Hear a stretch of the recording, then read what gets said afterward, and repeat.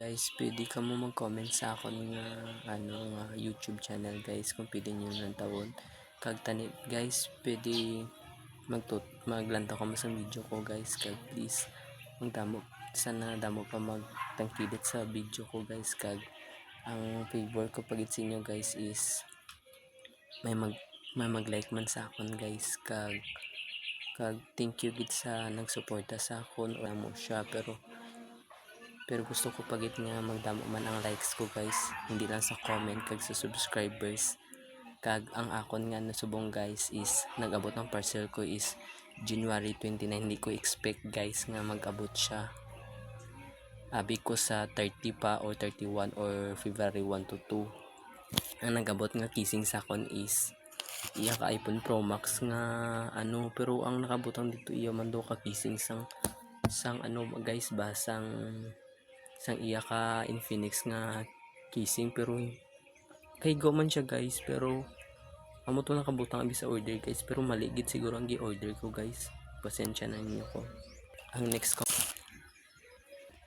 next kong order guys is siya January 30 nag-abot sang ugto sang or mga 1 guys, nag-abot siya ang parcel ko nga coffee scrub soap mo siya guys.